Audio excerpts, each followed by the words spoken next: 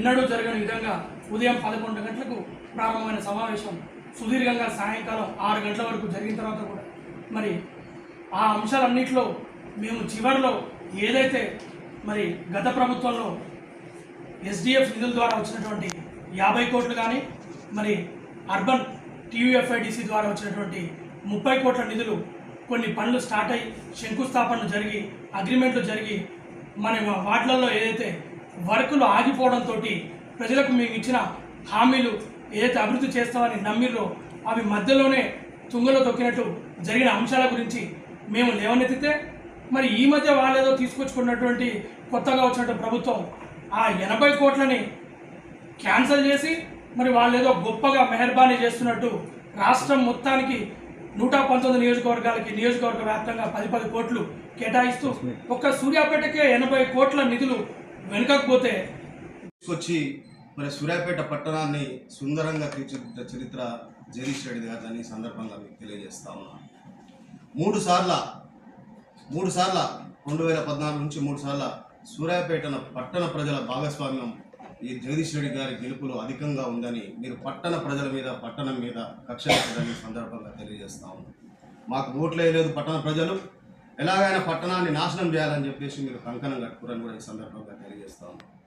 బయట వీధులలో ఏ విధంగా అయితే రౌడీలాగా ప్రవర్తిస్తున్నారో కౌన్సిల్ హాల్లో కూడా రౌడీలాగా ప్రవర్తిస్తున్నారని సందర్భంగా తెలియజేస్తున్నాం.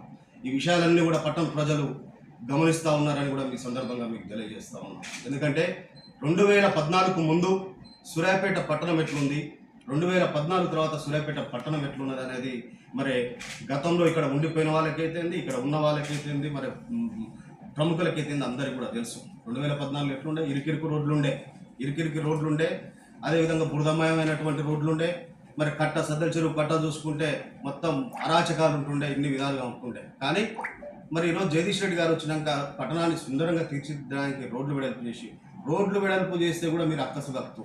రోడ్లు వెడల్పు చేసింది జగదీష్ రెడ్డి గారు సొంతానికి కాదు, పట్టణ ప్రజల సౌకర్యం కోసం. సూర్యాపేట పట్టణంలో బొడ్రా ఎక్కడ ఉండే, పాత పట్టణంలో ఉండే, మరి అదే మెయిన్ రోడ్డు ఉండే. ఆ మెయిన్ రోడ్డు ఇరుకైపోయి ప్రజల అసౌకర్యానికి గురై అక్కడ ట్రాఫిక్ జామ్ అయి మార్కెట్ మొత్తం, రియల్ ఎస్టేట్ మొత్తం ఇటువైపు వచ్చి అటువైపు ప్రజలు మొత్తం నష్టపోయిన పరిస్థితి ఉంది. కానీ ఈరోజు రోడ్లు వెడల్పు చేయడం వల్ల సగం సూర్యాపేట కుంటల్లో, అసలు కొనని భూములు కూడా కుంటల్లో 10,000, 20,000 ఉన్న భూములు ఈరోజు గజం 10,000, 20,000 అయింది. స్లమ్ ఏరియాలు మొత్తం అభివృద్ధి చెందినాయంటే ఆ ఘనత జగదీష్ రెడ్డి గారిని ఈ సందర్భంగా మీకు తెలియజేస్తా ఉన్నాను.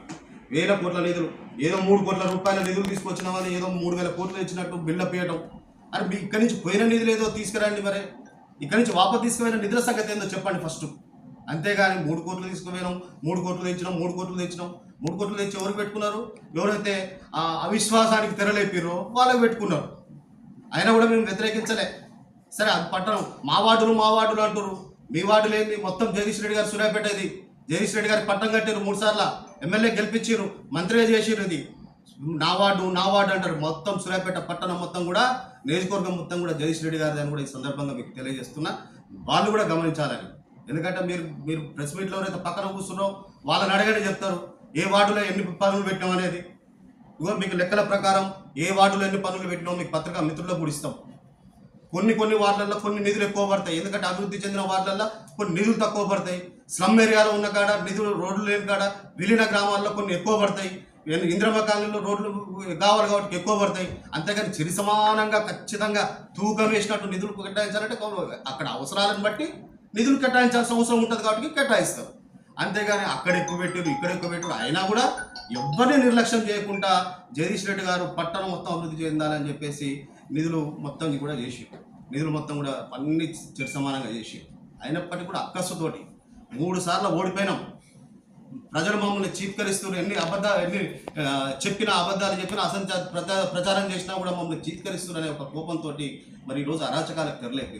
మా మిత్రులు కౌన్సిలర్లు గారు మరి నిన్న కౌన్సిల్ హాల్లో మరి అధికారులని ఒక ప్రశ్న వేసిండ్రు. ఈ కూల్చివేతలు మొదలుపెట్టిర్రు, దానికి నోటీసులు ఎవరు ఇచ్చిర్రు, ఎన్నిసార్లు ఇచ్చిర్రు, కౌన్సిల్ అనుమతి ఉన్నదా, దాని గురించి వివరణ ఇవ్వమని అడిగిండ్రు. దానికి సమాధానం చెప్పాల్సిన బాధ్యత ఎవరు ఉంటుంది?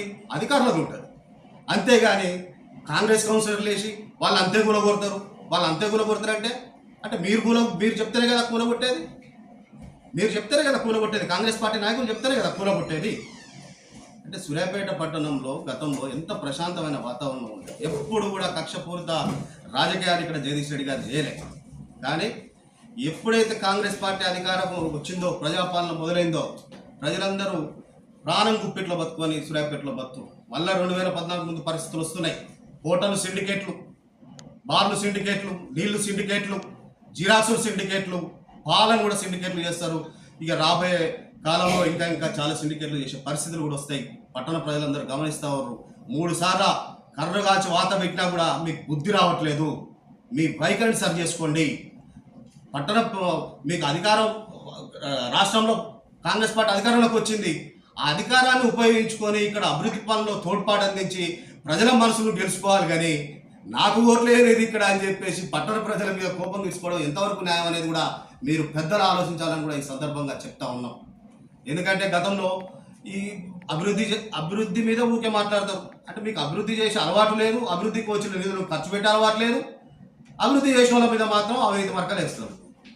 ఇది ఎంతవరకు న్యాయం అనేది కూడా మీరు ఆలోచించుకోవాలి. ఎందుకంటే గతంలో వచ్చింది, దాన్ని చూసి డిమార్ట్ అయితేంది, సుమంగల్ అయితేంది, ఇంకా చాలా షోరూమ్లు వచ్చినాయి.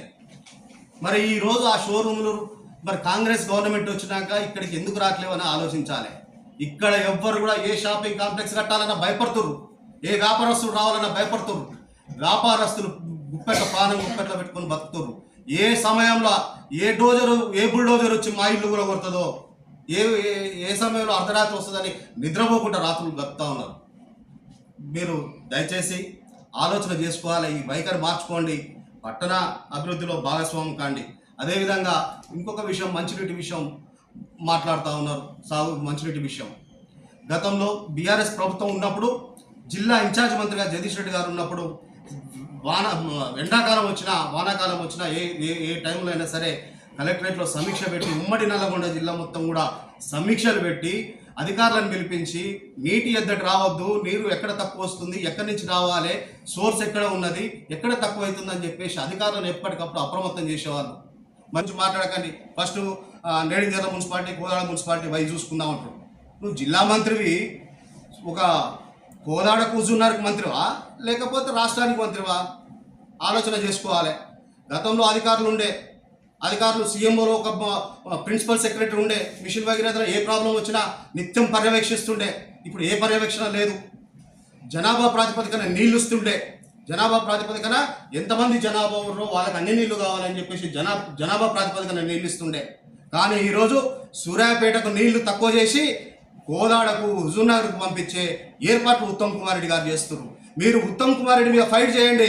సూర్యాపేటల ప్రజల గొంతు ఎండబెట్టి మీరు అక్కడ తీసుకుపోతున్నారు నీళ్ళు. మా సూర్యాపేటకు వచ్చే తాగునీళ్ళు మా వాటా ఏందో కరెక్ట్గా ఇవ్వమని చెప్పేసి మీరందరూ, మీ కాంగ్రెస్ కౌన్సిలర్లు అందరూ పోయి ఉత్తమ్ కుమార్ రెడ్డి ఇంటి ముందర ధర్నా చేయండి.